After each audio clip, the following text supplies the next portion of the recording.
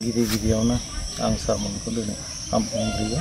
बे समाव आं बुंनो लुबैदों जे दाखालि जोंनि बे मौजाथि गामिनि जे जोहोलावफोर, बे जोहोलावफ्रा स्पर्ट्सनि मुङै जोंनि मानिजाथाव सार सरनजित बसुमतारी ससियेल वार्कार, जायखौ जों बे एलेकायाव गासैबो मिथिजोबो, बे बिथांनाव, बे सारनाव थारमाने जोंनि नैबे मौजाथि गामिनि जे मा क्लाब नामा, मौजाथि FC स्पर्ट्स, बिसोरो बिथांमोनहा सारखौ लोगो हमनानै सारनावहाय माखासे अनथोबफोर बिदोंमोन आरो, जेरै बल, जार्सि बेफोरखौ सारनावहाय बिदोंमोन।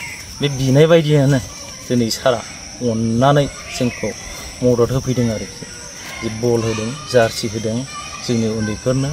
थिग बेबायदि अनथोब मोननानै जों दिनै जोबोद गोजोननाय थादों सारनिसिम। आरो लोगोसे जोङो बेखौ बुङो दे सारा इयुनफ्राव माबा मोनसे सारखौबो जोङो जोंनि धोरोमनिफ्राय मदद होफिनगोन, जों बेखौ दिनै खोथा होनाय जादों आरोखि। जों दसाबेल दानसोरां क्लाबनिफ्राय जों दाखालि ससियेल वार्कार सार सरनजित बसुमतारीखौ जों माखासे बुस्थुफोर, फुटबलनि थाखाय जार्सि, बल, बिदिनो खेलायाव नांगौ जानाय माखासे बुस्थुफोरखौ जों सारनाव खावलायदोंमोन। दा सारा जोंनि खावलायनाय लेखा मथे जोंनो दिनै होफैबाय। जों बेनिखायनो सारखौ जों जोंनि दसाबेल दानसोरां क्लाबनिफ्राय जों गोजोननाय बावहरदों।